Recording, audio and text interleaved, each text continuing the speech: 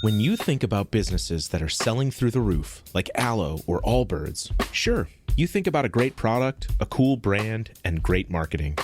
But an often overlooked secret is actually the businesses behind the business, making selling, and for shoppers, buying, simple. For millions of businesses, that business is Shopify. Nobody does online business better than Shopify. It's home of Shop Pay, the #1 checkout in the world. You can use it to boost conversions up to 50%, meaning way less carts going abandoned and way more sales going through to checkout. Sign up for your $1 per month trial period at shopify.com/income, all lowercase. Go to shopify.com/income to upgrade your selling today. That's shopify.com/income. Why can't every day be like this? No simple road. Yeah, no, I've been on that road too.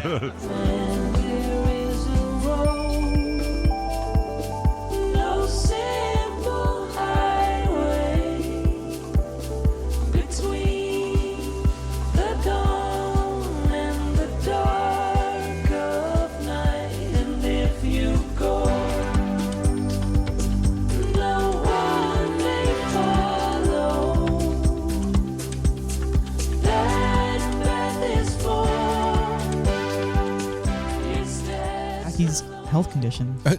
GERD, the gastroesophageal reflux disease. That shit's no joke, man. It is no joke. There's a lot of discomfort associated with that. When your acid is overworking, that is doesn't feel good. No.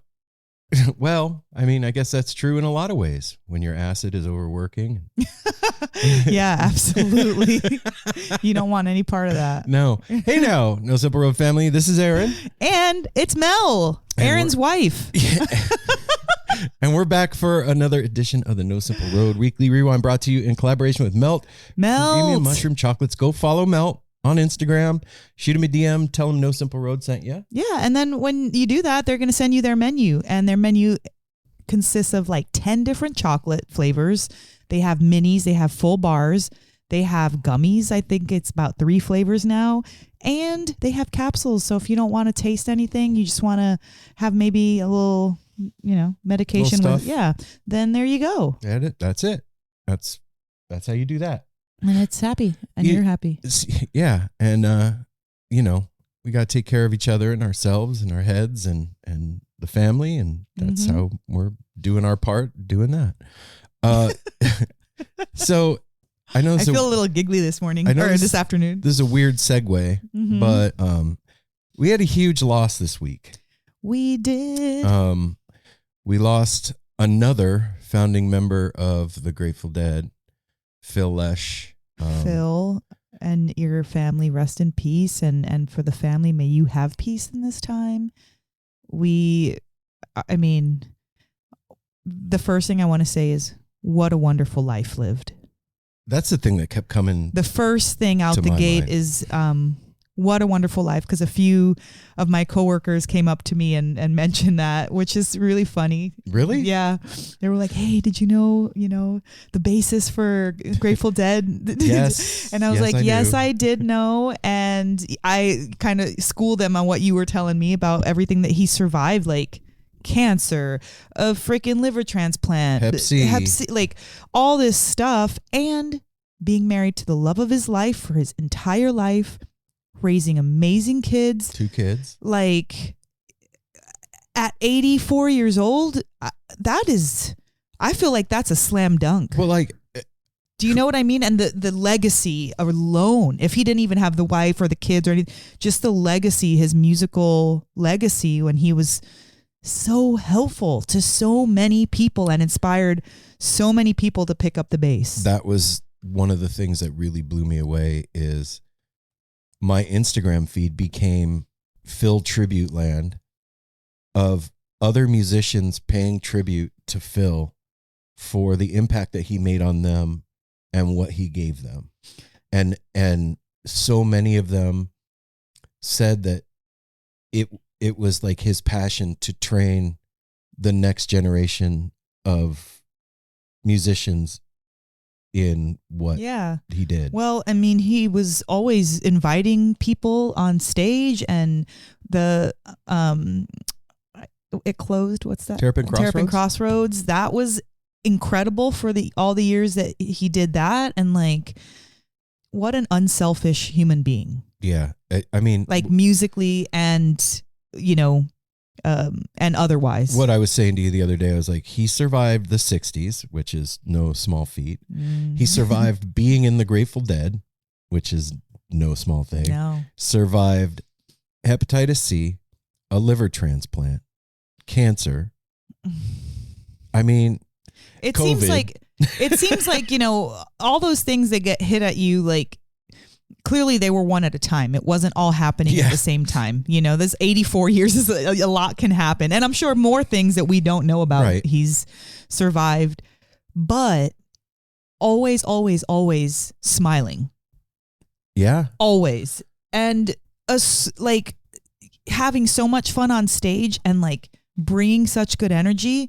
The last time we saw him in Eugene, Oh my gosh. that was like, it was heartwarming. Mhm. That whole The entire Terrapin Family Band was like that. didn't we Is cry? that. Like we cried. I Yeah. think we saw him and Graham take the stage and we just like started bawling Mhm. because it was such a, you can just imagine anybody who has kids out there, when you pass down your talent or like the family business to your kid and then you get to do that thing with your child, there's nothing like that. It'd be like me being able to do this with Simon and Sydney. it's like Sydney going to get her Reiki and Yeah. doing her skincare like the way that she does. Like it's amazing, Yeah. like they see your kids see something in you and they want to emulate that. And then you bring them in and teach them and then they create their own thing. 'Cause Graham has been doing his own wonderful, beautiful thing for years, and so it was just like a really sweet moment, and what a great last memory to have of Phil. 'Cause I don't think we've seen him after that. No, Right? that was the last time. Yeah. And the space that he created with Terrapin Crossroads was like a really huge deal for those of you that didn't get the opportunity to ever go there. Like, when that place opened up, it was a mecca for deadheads to go to. And it was filled with all the memorabilia and like personal And on that canal stuff. too. And like, yeah, the location was amazing. mhm. And it felt like you were hanging out at Phil's house in his bar, or you know what I mean? No, it was the fact that we got to perform there was, It's wild. I don't know that at the time that I understood the gravity of it. I mean, I appreciated it and I was stoked, and especially because you and Apple had known about it and it was a big deal.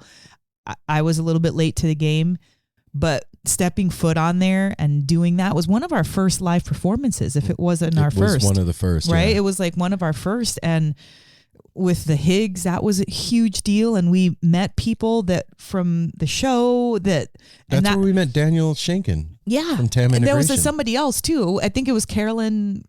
Coombs. Yeah. Yeah. I think we met her there. There was more than just those two, but like it felt like No Simple Road was getting real at that time. I remember, you know what I mean? I remember like they said that we could do it, and it was like maybe 2 or 3 days before we were supposed to leave to go down there. And I was driving down our hill here in front of our house to go to work in the morning, and I started bawling because I was like, holy shit, we're being welcomed into the thing, like in a real way, to do what I do inside of it.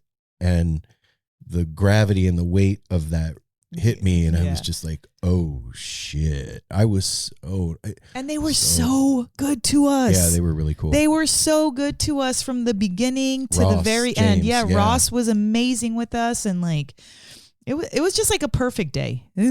Such a perfect day. Yeah, and I forget who I was talking to about Phil's passing. Shoot, Jack McGrain from Bodhi Mojo. And he was like, dude, this is like the first passing of a Grateful Dead member that I've been alive for. I wasn't alive for when Jerry passed. And so it's a big deal for me. Like, it was heavy, and not that it wasn't for me as well, but I've been through it once before, twice actually, Brent and Jerry. And so the thing that just kept coming to my mind about Phil was like, my God, what an incredible life. Like, you can't feel bad about that. No, like, listen, anytime someone passes on, it sucks. It sucks for the people left behind. It sucks for the family. It sucks for the friends. But at that advanced age, and like we said, the laundry list of things that he had already been through, and the beauty that he's created sonically, and the relationships that he's created out of his playing, that it's hard to stay sad. It's hard to stay sad. It's like you have to give it a good cry and get it out, but like, wow. And then I thought to myself, like, he's with Pig and Brent and Jerry and his relatives, you know? And reunited in the eternal whatever is after this. Yeah. So, I mean, it was a good life. That's really the best way to say it. It was like a beautiful life, a giving life, musical, happy, just great. And if I look around the room that we're sitting in, like, so many of the things that are in here are directly related, wouldn't be here without him, so he's still here. Yeah. The thing that's a bummer to me about it is for Graham and his brother, like, losing your dad is fucked, and it's hard. And then especially that is challenging. I can't even imagine, like, with that kind of celebrity, how many people are like calling and pouring sending stuff, and it's hard to just like move on, because people are like, how are you doing, and how are you feeling, and that is, and you got to and you kind of need that. You do need that in a way. I guess, that's cathartic in a way. Like you need to like cry on your friend's shoulder, and you need to be hugged by your girlfriend, and you know what I mean? Like you need that, but at the same time, sometimes it becomes a little bit too much. But you know what? Like, I don't want to speak for anybody, but when you already lived in the limelight like that his whole entire life, you kind of have to expect that. And he gets and he gets to play his dad's music like for the rest of his life. And he was his dad's student, or his, yes. I don't know. I thought I said it reversed. No, you said it right. It's just really cool. I mean, not the passing, but the legacy and everything that is incorporated in that. And any time that like one of the members of the Grateful Dead pass now, it at least to me serves to underscore how big the thing is, because you see how many people it touched, and so many different genres, right? And like half the music that we listen to and love maybe wouldn't be here were it not for people like that. You can't calculate the impact that you have when you're doing your life's purpose. I'll repeat that. You cannot calculate the impact that you have on people when you're living your life's purpose, because you think you're just doing your thing, and you are, but then that thing inspires umpteen other things and countless other people, and you're just doing your thing. And I think that that's what he was doing. He was doing what he loved. He was doing what he was talented at. He was doing his, like I said, his life's purpose. And there's no way to count how many people started playing the bass, created bands, you know, maybe not even just the bass, but music in general, you know? So, I only had one personal interaction with him ever.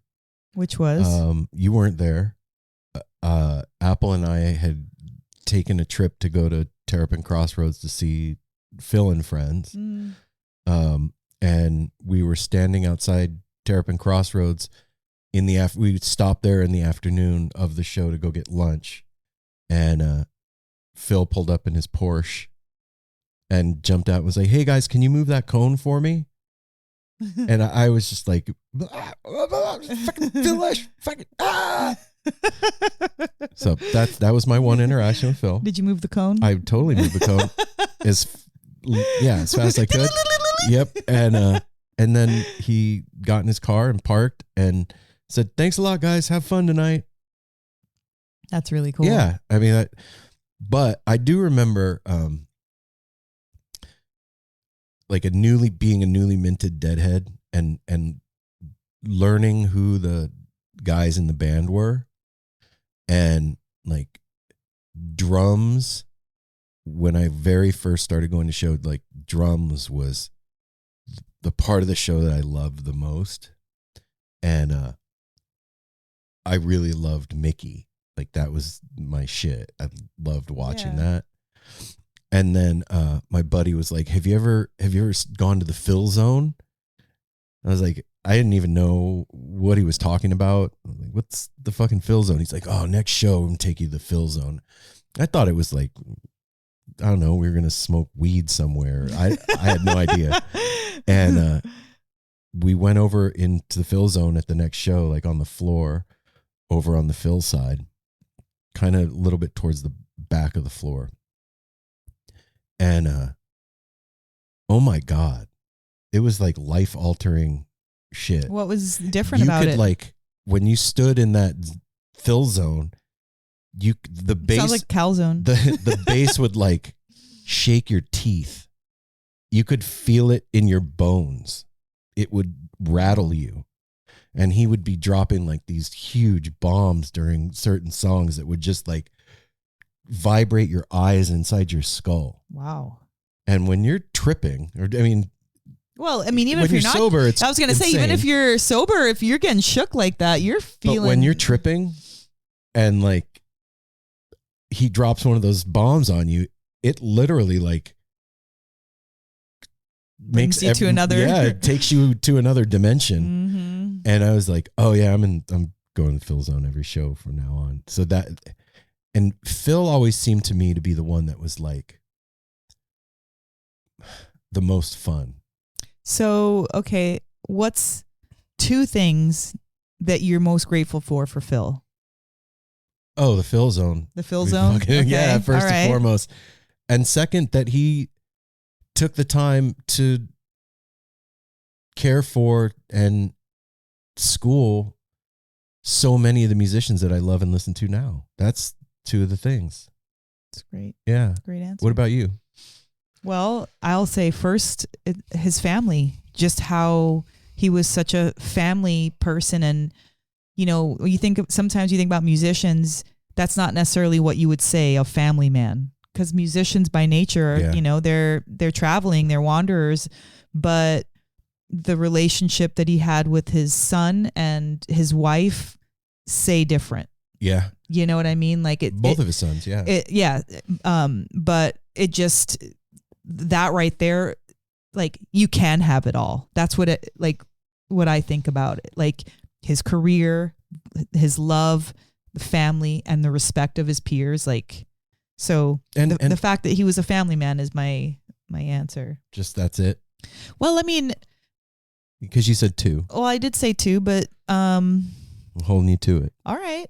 Well, and I guess you know, the fact that he had the guts to do things on his own, I really think that that's rad.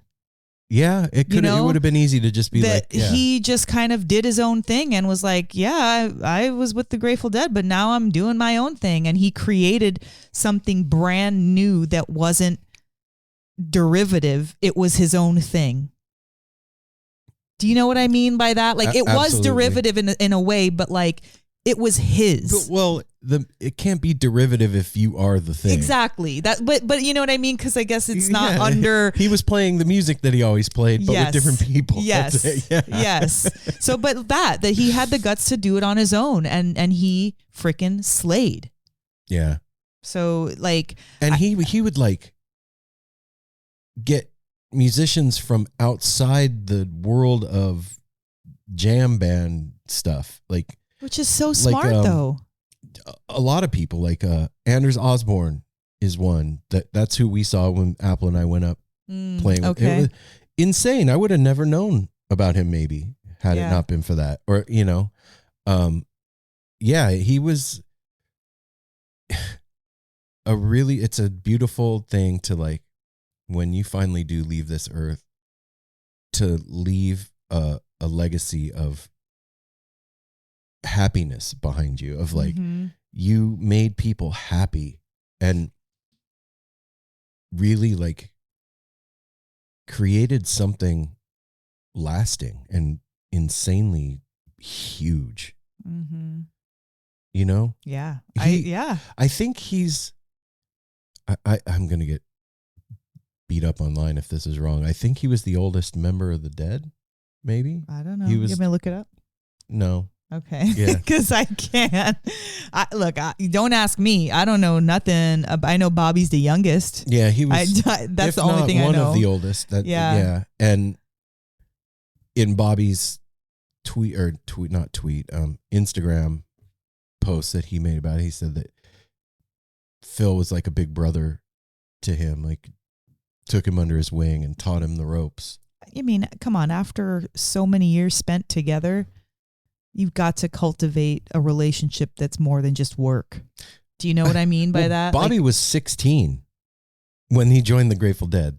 16 years, like they had to go to Bobby's house and ask his parents' permission for him to go with them. That's pretty cool. Like somebody strolling up to your house. Can we have your son? Can we use your son now? Is that cool? Bring him back by 10.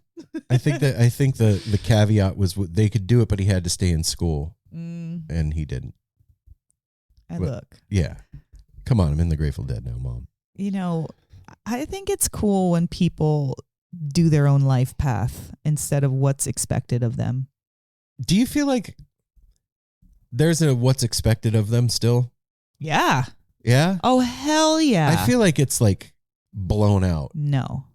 There's cultures and then there's families that are very academic and they expect their kids to go to college and then I mean this in a good way, but like they groom their kids to do. You have to be careful using that word now. I know, but they groom their kids to like do like a family business or to be an intellect, or they're not gonna like be like, oh yeah, just go run off and do whatever. No, there's a lot of people that are still training their kids to either do family business or just to be higher, to live a higher purpose. Absolutely. I guess I don't see it because our kids are grown up. Our kids are grown up, but and they're doing their own dope shit. Well, and even with not that it wasn't her choice, but Simon's girlfriend, she knew from the beginning that she was going to college. That was something that was instilled in her at a very young age, and she worked toward that, and her family helped her work toward that. You know what I mean? Like, you don't just get to slide by. Like, you're going to college after high school, period. Whatever you want is fine, but you're going. And some people I didn't have that. No, but in a way, I think that that's a good thing. My because parents were like, don't die. My mom, I don't even know what. I don't even know what. Just don't die, all right? No, but yeah, I think that it's good in a way to have discipline for your kids and be minorly strict, but don't harsh their groove when it comes to developing their personality. Being who they are. Yeah, who they are, you know? I mean, we all need guardrails now and then. Yeah, like I think if I look back, based on Sydney and Simon's critiques of our parenting, that I would have been a little bit more strict with school. Maybe not necessarily like you got to bring home certain letters, but like getting them tutors and like taking extra classes and things like that. Like, I mean, sitting where I'm sitting now and knowing what I know now, I'm saying if it could be different, you know what I mean? Like the whole fucking school system thing, it's such a bullshit. But thing. You know what, with us, like I think we lucked out because Sydney went to magnet schools, and that was really helpful for her personality and her development. Yeah, she got lucky. You know, so I feel like with her, I mean, it was just as good as it could be.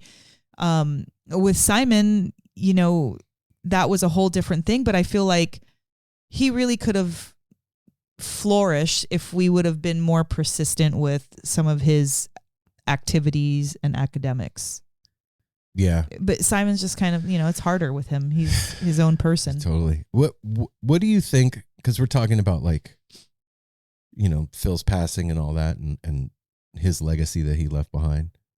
What does that mean to you? What does legacy mean to you? Well, to me, I mean, there is a concrete definition. But to you? Legacy means what people think of you after you're gone. What impact, whether it's in your career or in your family or in your community, what people think of you when you're gone. If they're like, and not even dead, but like, I know that's what we're talking about when somebody passes, but like when you're not around, what are people saying about you? What do people think about you? And is it positive? Is it negative? It's just that, what they're thinking about you, what they can say about you, about your actions, about who you are. Also, like, what did you contribute to the world? Well, that's what I'm saying. I mean, but community, family, that is the world. What did you contribute to it? Did you what art did you create? What writing? Well, sometimes it can just be like you've touched lives and it's not recorded anywhere, but the people that think about you love you and they're stoked that they've met you and they're happy that you cross paths with them. And it doesn't need to be something that is written down, but it's an audible or auditory legacy. I don't know that it needs to be like in a hall with a plaque underneath. Sure, it can be like that too, but sometimes you were just a really awesome person and you inspired people, and when they think about it, that's what they think about you. Okay. Well, what do you think about what do you think about it? What's your definition? I think partly what you said as well, like the relationships that you fostered and took care of in your life, the people that you made an impression on and that learned from you and you learned from them and loved you and you loved them, like that is part of it. But also what I just said, like, what did your work make the world better when you were gone? You know what I mean? Mm-hmm. And your work is broad. I'm not talking about what you did, what you clocked in and clocked fucking out. 8 hours during the day in a cubicle. What work did you do that made the world a better place? That's a positive legacy on the planet. Well, I mean, you can leave a shitty legacy behind too. Yeah, I can name a few right off the bat. You can totally do that also. But I'm talking about the positive side of things. Like, what did your work add to the world and to those people that mattered to you? You know, I think that when my dad passed, I think that was his like one. I know that was a regret of his before he never firmly created a legacy of the work that he did. It was just going to like a catalog. It was just going to disappear after he was gone. Yeah, and that did bother him. And I remember him saying one of the last times I talked to him, like, no, not I know what you're gonna say. No, not that. He was like, what was it all for? Like it didn't mean anything. Okay. Do you think that you can, as a child of your parent, continue or brighten up your parents' legacy? Sure. I could have, yeah, absolutely. Unless your parents like a shit. Well, I mean, okay, I specifically in this, fucking no, awful. well, I'm thinking like in this case, because we're talking about your dad who was very notable. Like he was a prolific writer. Also an entertainment director and but all like, that shit. All that stuff that he did to earn money, yes, but his writing was the main thing. Mm-hmm. Like that's what he called himself. You know what I mean? Yeah. He would write the silliest things Yeah. all the time, and then you'd never heard of it before. Yeah. Like he was so original in a time where it's so hard to be original right now. Yeah. There's so much regurgitated spins on things. Like, you know, it might be like a little fresh pair of eyes, but it's still like, okay, you've kind of got There's a similar outfit nothing on. new You under got- the sun. Exactly. But with your dad, he would write things and say things that were just not here yet. Well, when you ask that question, like, what could you do to brighten up their legacy? I just think of like, he had all these videotapes in a storage unit that of like all the Vegas hotels that had been demolished. Like I could have taken that and done something with it and, you know, paid tribute to him and the work he did. You weren't into it. No. You didn't care about it. I was, no, at the time I wasn't even thinking about that. But some that's, you know, you weren't, but some people do think that way. Oh yeah. You know what I mean? Some people are all about if you're proud of your parent, I'm not saying you're not, that's not what I mean. But like when you're proud of your parents, I think there's something in your kid that wants to honor that and bring that forth, you know? Yeah. And there was a lot going back to our interview with your friend Crystal from The Grateful Death. Mm-hmm. There was no fucking plan in place for that event. We never ever even sat down. It was sudden. And there was, I didn't know what to do. Like, what do you do with the couch? You know what I mean? Well, the stuff that you're talking about that could have maintained his legacy, at least physically with his works. We're not talking about couches or bookshelves or old clothes. We're talking about videotapes and writings that could have been put in some kind of way and that would take a lifetime.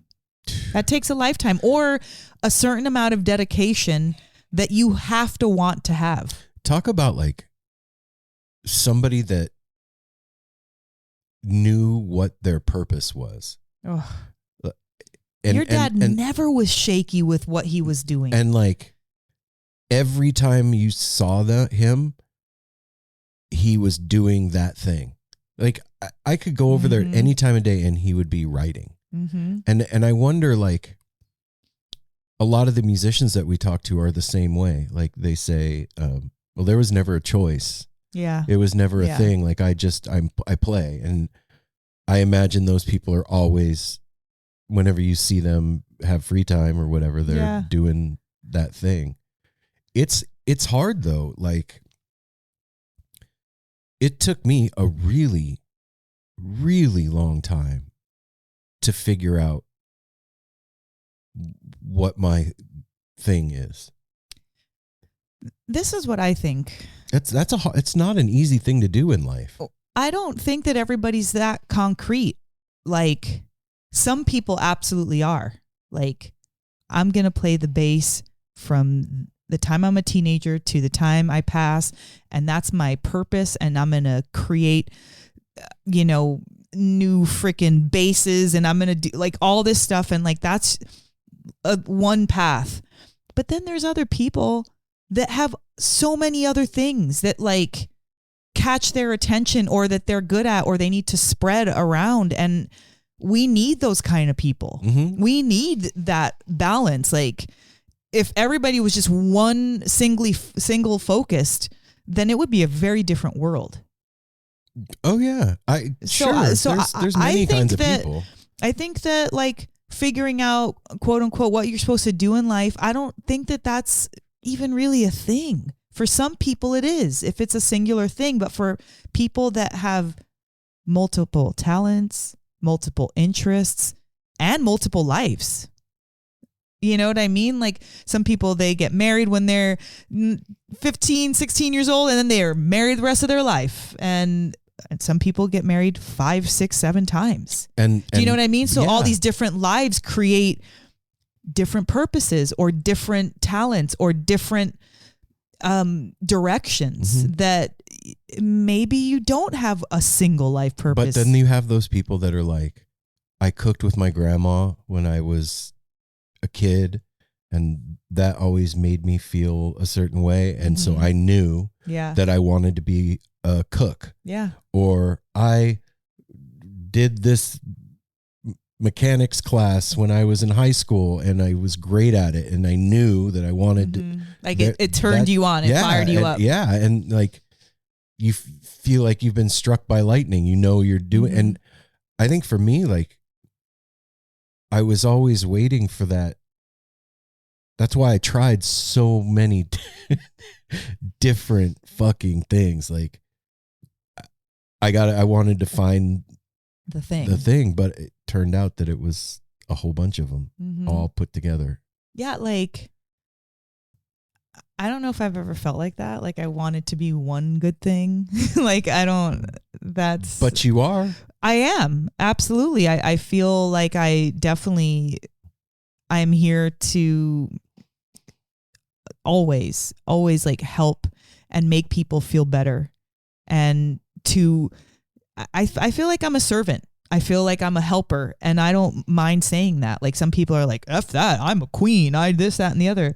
I am a queen, but I love to serve. I love making best leaders are servants. I love making people feel good. When you can like rub somebody's hand and look up at their face and they're in bliss. You literally made me drool last night we were watching TV. You were just rubbing my hand. But that's what I'm saying. That kind of thing to me, to bring that to people, to be able to be that focused in the moment with somebody, that's what I'm good at. Is like, so it is one thing. No. Well, yeah. Well, okay, I guess that is it. Yeah. But I like, you found your special purpose. My special purpose. Oh my gosh. And you know, it's I wonder, like, for people coming up now, like even the younger generations. Yeah, that's coming up right now. There's so much. So much what? Like information, jobs. There's just I feel for them, man. That's, well, you know, but also infinite all of choice. It makes it really hard to decide. But it can also push you to the one thing too. You're like, you know what? F all that. I'm doing this. Do you know what I'm saying? Yeah, it can really, depending on true. the kind of person that you are, you can, so much choice can force you to buckle down on one thing and just go at it. And, you know, depending on the kind of mind you have, you know, depends on the kind of person you are, that can be debilitating or inspiring. I'm thinking of a couple of our friends whose kid wants to be a pilot. And is like doing all the shit. Yeah, doing the thing to become a pilot. Like they know exactly what they want to be. And like our daughter. Yeah, she turned 18 and was like, I'm going to LA to be an actress. And she that's what she did. And maybe there was a little bit of a broader brush stroke. She's going to be an entertainer. And that's really what she is. She sings, dances, styles. She's an influencer. She's one over and over and over. But in that field, she's, you know, she did it. And she's happy to do that. Like she's into it. She's not like, oh, this is draining or whatever. Like every now and then, of course, I think everybody gets annoyed but yeah, like there's people, you know, there's people that know what's up. honestly, that was like one of the huge attractors to me to ritual magic and the OTO and Thelema. What was a tractor? The idea of finding your true will. Because I was searching at that point in my life for like, what the fuck am I doing here? I'm not just here to work at the cable company. Like, well, I've got more. I hear than you, that. because when I was working valet, I didn't feel like I was doing my life's purpose. No, I didn't. and we both did that at the same time. Yeah, yeah. And I remember like thinking to myself, well, if this thing can help me figure that out, I'm in, like, all the way. And it did. And I remember, it's wild. I remember like we had opened a hay bay lodge in Vegas, and which was, it was fucking dope, y'all. yeah. We opened up a Magickal lodge in Las Vegas in a strip mall, and it's fucking awesome. It was incredible. We never really talk about it. No, we've never really talked about it. But it was like such a cool thing to do. It was weird at first.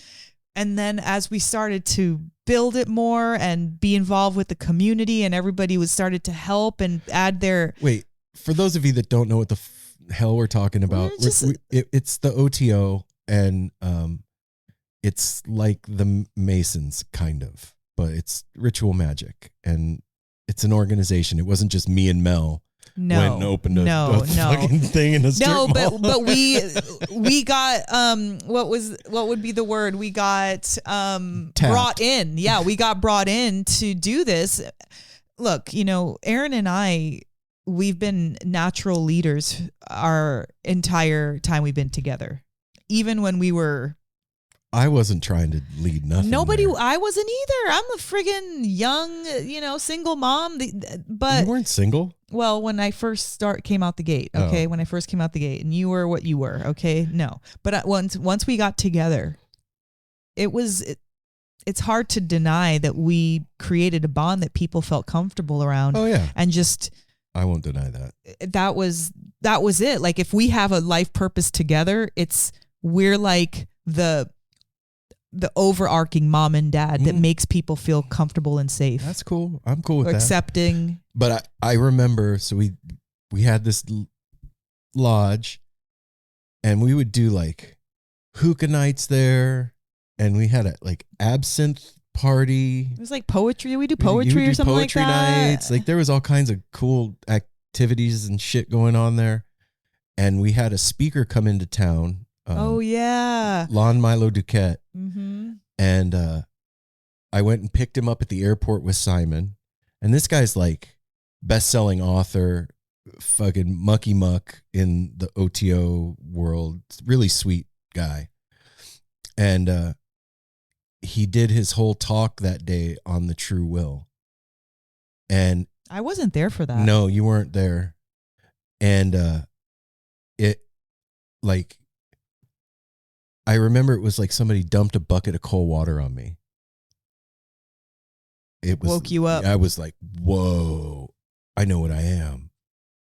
Holy shit. Very powerful to know who you are and to feel who you are. He was just talking. He was just like giving a lecture. Yeah, no. Well, epiphanies can come out of a quarter on the ground. Yeah. We don't need special circumstances to have inspired thought. It can just come in a flash. Sometimes we can make it all fancy and nice, but we don't need fancy and nice to have epiphanies about ourselves or our like place in the world. No, this was in a strip mall in Vegas. Yeah. With some repurposed casino carpet and black walls. It was, you know what? Like, you can make anything out of anything. My Little Pumpkin. You guys, Mel made the coolest. You gotta take a picture of it. I have a picture. I have a picture of it. It is Frida Kahlo as a pumpkin? So pumpkin Frida, we had at the spa that I'm working at, they were like, hey, every year we do this pumpkin knot carving contest. You can paint it, you can glue, you can whatever, but don't carve it. So I was a little late because I'm only there once a week, and somebody did what I was going to do. And then what were you going to do? I was going to do a spa person. I was going to do with like the cucumbers and like the face mask. And then the doctor sent me hers, and she was the one that did it. And I was like, oh my God, I was going to do that. She was like, please still do one. So I ran to the store, got a pumpkin, and came back, and I did the cutest little Frida that you will ever see, pumpkin head Frida. And it was, I was going to go to like the dollar store and Michael's and get some stuff. And I was like, no. You have an entire squirrel trash. That's what I did. That's what I was saying. This whole thing was you can make anything out of anything. So I came home and I was like, no, you're going to use everything that you have here. That's it. And so I forced myself to use the odds and ends that I have, and it came out incredible. It's hilarious. You need to. I'll give it to you to post it. Yeah, man. It's a trip to figure out what you are and what you're supposed to be doing here. I think that like when you do that, you're aligning yourself with the right place inside yourself. Do you know what I'm saying? Yeah. Like you're in phase with yourself. Yeah. And I think that like part of the angst of growing up and being an adolescent is being out of phase with yourself on purpose by design to make you strive to find where you're going to fit. Do you get what I mean? Yeah. Like part of that is, I just remember feeling like nothing fit. I was a round peg in a square hole wherever I went, and always looking. And it forced me to do it later on. It forced me to like, I mean, that's fucking drastic measures. What's drastic? Like, I'm going to join this Magickal thing to, you know what I mean? For me, that was my why of doing it. I want to figure out what the fuck I'm doing here. Yeah, no, that wasn't quite the same for me. It was more of following my husband and yeah, you were checking it out. And what's up, you know? I didn't have quite the same attraction initially, although I do love all things mystical and spiritual and even religions. I'm not religious, but I like to learn about religions. Yeah. I love that. I love like the artwork and the rituals and the community aspect. So, you know, as an adjunct to what I already do, that spiritual side, I did know that about myself. Like I knew that I belonged somewhere in there, and like whatever I did needed to have something of that like involvement. Yeah, it had to have that. And even finding you, that, you know, back in the day when we very first met, I don't know that there was like an initial physical attraction from me to you, but once we got to know each other and I knew some of the stuff that you were into, that was like the biggest attraction. Like, oh my God, this guy reads tarot cards. Like that was like huge for me. It was like literally it was a huge thing for me. It was like finding a needle in a haystack, because my mom was always so scared about anything spiritual if it wasn't like from the church, you know what I mean? And so to find somebody who was like into me, that was very into that was like, oh my God, like what else? I never knew that. That's funny. Really? Yeah, that was a big, your smarts and your spirituality was the reason I fell in love with you. No, that's what it is. The third thing was how you love me. It's true. Okay. It's true. I love like invisible Aaron, and then I love physical Aaron. That's dope. Mm-hmm.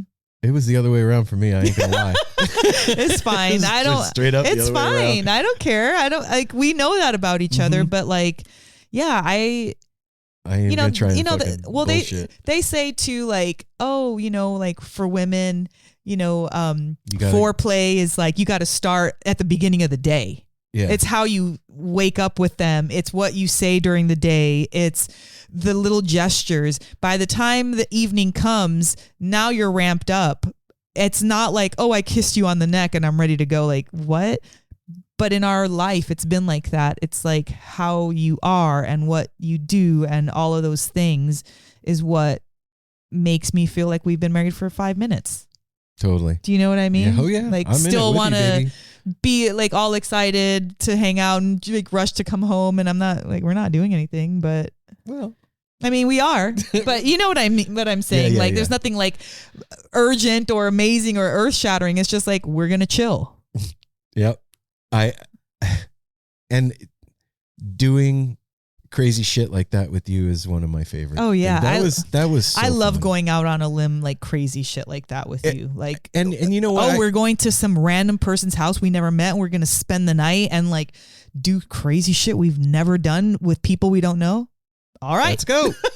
What time do we leave? You that like recently I've seen some really awful shit being said about the OTO.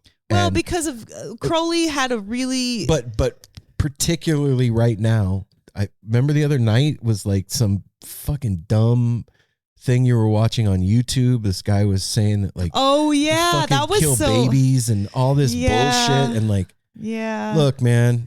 There's a look. Stop. We all know that there's a lot of shit that's not true because we can like on this podcast, we could say we have 15 children. Who's going to check? Do you know what I mean? So we're at liberty to say whatever we want.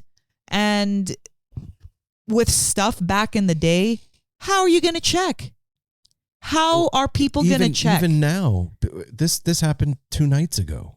Not back in the day. It happened 2 nights ago. I'm talking about they were talking about somebody from back in the day. Yeah. They're talking about Crowley, and all we have is what was written about him or what he wrote himself. Well, and they were also talking about how like the OTO rituals are about like grooming children and all this stuff. Yeah, and no, I'll just tell that. you right now.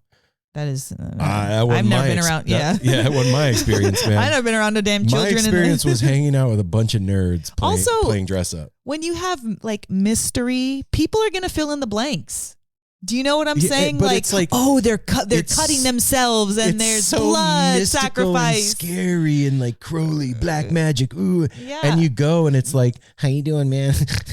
You know what I mean? Yeah, but those nerds or geeks or whatever, they are the ones that have the stick-to-itiveness to make those mystical experiences happen. Totally. I will. Hey, I am not downplaying the efficacy of the system. Like Also, that shit is real and it works. Well, also, let me just say this. It doesn't have to be any kind of system either. No, but that is one what we're talking and about. It worked. What I'm saying is that you can be that specific with your own made up ritual and have very similar results. Sure. I'm talking about focus. It's not going to be the same thing because it's not the same ritual. But if you make up your own thing and you go for it as much as you would when you're doing this, absolutely, your 100%. results are going to be the same. Yeah, they would call that chaos magic. Yes, 1,000%. Yeah, you could. And people do that all the time with their thoughts, like their focus, whether it's a good or a bad thought.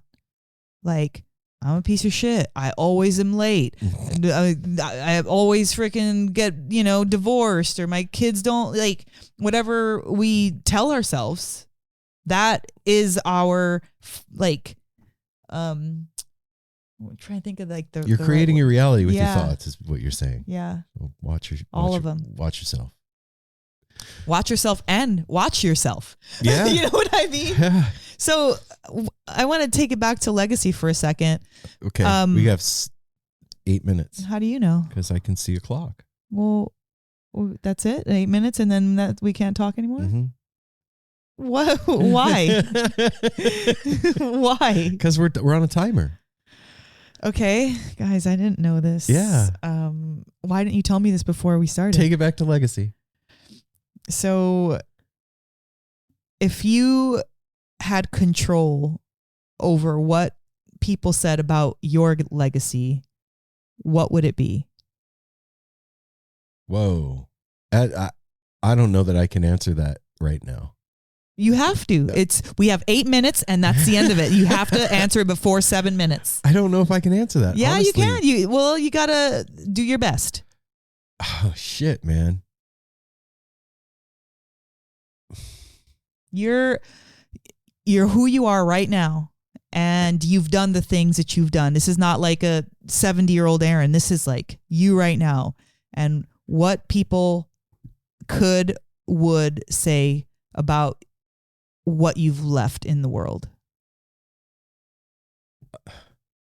I would hope that they would say that I left an amazing, loving family, that my kids are dope, and Is that your legacy? Hell yes, your kids are Okay. your legacy because they are a product of you, Okay. and you know what I mean? Like, I think that. So, but you're talking about being a father then. Wait a minute, but just to take it back for a second. When you pass on, if your kids are what's left of you here. No, I understand Okay. that. But what I'm saying is what they're saying about you. Your kids do That love I was you. a dope but, dad. Okay, exactly. That's an- where I'm coming. an That's where I'm awesome going with husband, somebody that did everything he could to help build community and loved it. this. Loved what? This thing that we're building. I mean, that's basically my reality is you, the kids, and this. I mean, I would say it's a little bit broader than that, but This is a big thing. Yeah. But I mean, outside of that, what for me? My family, my work, and my passion. Yeah. Do you know what I'm saying? Yeah. And so I want to be remembered as somebody that gave everything he had for those things. I would say that that's true right now. So Yeah. what about you? You can't just ask me that. We Sure don't I have can. much time. I We can't have- think we have- about it. We have like 8 minutes I left. can't think in 8 minutes. Yeah, I need you can. longer time. No, not fair. Aaron. Oh gosh. Put me on the spot. Yeah, you're on the spot by being in front of a camera. You're with me. So answer the question. I would love for people to think about me and think Mel was fun.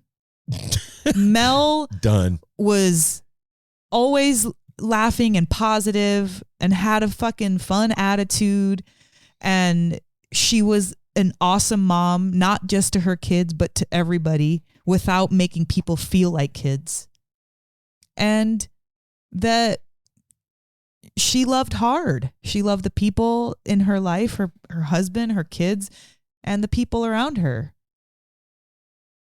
And that she, she did the best that she can always. And when she didn't, I put myself in the corner. I think you're there. You did it. You're there. Ta-da. You can go ta-da now. Yeah, because I think that fun is important. Like, I really, really think that. It's not... I know that there's all these, like, life paths, There's, like, in yoga, there's all these different ways that you can get to samadhi, right? But, like, having fun... That's how I'm going to do it. That's... Years ago, when I worked at... when I worked at the hotel back in Vegas right before we moved here, my friend Sarah and I We would sometimes go to her work, or not her work, her home after work, because we live very close to each other. So I'd go home, we'd hang out, we'd go on her inversion table. We go on her inversion table, we do some yoga, laugh, whatever. And we were like talking one day, and we're like, I mean, we're gonna do this the fun way, or we're gonna do this the boring way. And it just stuck. Like, it stuck for our entire friendship. You have a coffee cup that says that. You know, I have a t-shirt that says that. Oh, She yeah. sent me a t-shirt that says that. And I mean, it's a silly thing, but it's not silly to me.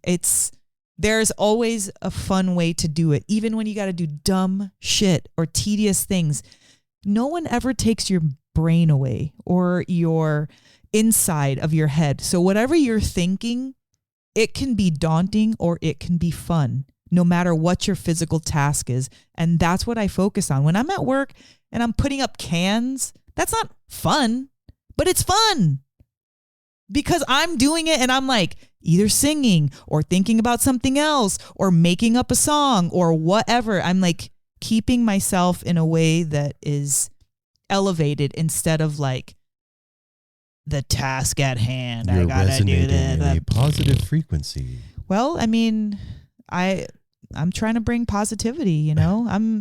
The best thing that anyone has ever said to me was that I was like sunshine, and I'll never forget it. Thank you, Laurel. I love you for saying that to me. I love sunshine. And when you Sunshine's awesome. open up the curtain and it hits you and it's all warm and it's like kind of makes your eyes squint a little bit, but it like cares for your entire body. And I love that. I love to be thought about like that, you know? Mm-hmm. So your legacy is lives sunshine. on. Sunshine. Sunshine Mel. Sunshine. Yay. All right. What about Darwin? Darwin, what's your legacy, buddy? Not those farts. Oh my God. You know what? Those are going to Darwin's legacy is that he spoke English and he was our spiritual guide dog. Yeah, and he's telepathic. And he's telepathic. I figured it out the other day. What? With him, what the deal is. So, you know, like people walk their dog and they have, like, we have a vest that goes on Darwin and it says service dog, and it's the emotion. He's my emotional support animal. Yeah. I'm his emotional support human. Yes. Like for real. Oh, I'm aware it's of flipped. that. No, it's both. It's not flipped. He's yours and you're his. He is so fucking weird. His legacy. And so are you. With like the two of you with each other is really cute and hilarious. Really? Oh, you guys are like the freaking old married couple. I'm like, we're like not giving him treats because he's been treated. Aaron walks in, boom, gives him a treat. Like, babe, we were all he had like 15 treats. What do you do? Oh, it fell on the floor. Like, no, it didn't. No, it didn't. If it did, pick it up. Why? Yeah, you and him are something else. Look, he's not having it. His legacy is he was a dope ass doggy. Yep. Yeah. And hey, everybody, you may have noticed by now, Apple's not here. It's not just because we cut him out of the shot. No, he's working a Halloween cannabis event right now. You know, dressed as Santa Claus. just so y'all know, everything in life fluctuates, including No Simple Road, you know, and sometimes the three of us are strong. We're here. We're ready to go. Other times it's I'm gone because I'm visiting Sid. Sometimes Apple's gone because he's working. I'll tell you what, though. One thing that doesn't fluctuate. Aaron. I'm going to be here Darwin. every time. I'm going to be like Bob Weir. I've never missed a No Simple Road. And, yeah. But anyway, so we love Apple. He's not here. We'll send him everybody else's love that hears this and sees this. But yeah, all Apple's right. gone. Well, Phil Lesh. Rest in peace. We love you. Thank you Uncle for Phil. the millions of hours of beautiful music. And may your family have peace in this time and feel your love, because it's not easy to lose your dad, and it's certainly not easy to lose your life partner. That's hard. So, and everybody out peace there, and love. You know, if you're going through it because of this, reach out to us or somebody that, you know, is close to you, and let them know you're hurting inside. Losing these people that are icons in our life is difficult. It's not silly. They real. changed who we are. And if and it it's can a big inspire deal. you to pick up an instrument and start a new career, then their death can also impact you in ways that are profound. So just recognize that and don't think it's silly. Yeah. So we're here for you. If you need it, you can reach out on Instagram through the DMs or info@nosimpleroad.com, and I'll get back to you. And we will be back on Friday with another episode of No Simple Road. I can't remember who we have on this week. Michael Ray Pickens or Sean Thompson's Weird Ears. One of those is coming You're up. going to have a fun one. And then until then, take care of each other. Smile at a stranger. Safety third. And it's going to be Halloween time. Hydrate. Go trick-or-treating. Yeah. Don't bring a flashlight. Yep. Don't check your candy before you eat it. Is that still a thing? Yeah. It's still a thing. Really? Fentanyl. In candy?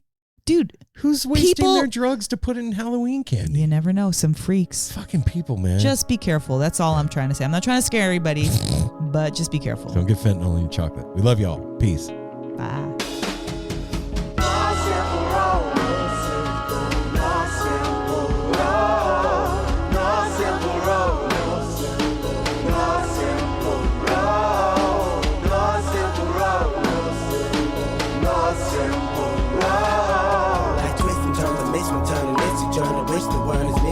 But it's a burden. Felony just been deferred, and hella means been the earth, and alchemy can bring the birth, the melody of a newborn. So persistent, so resistant, so insistent, so commitment, so resilient, or haven't you learned it? No simple road. No simple road. No simple road. No simple road. No simple road. No simple road. My windshield is shattered as I focus through the spot in the corner that is still intact. The react is both a defense mechanism as well as a fear. We've traveled this road before, so we may think, but it's a tad bit of strange similarities that feed an A=A complex. The fears of your past do not equal the perplexities of the current road.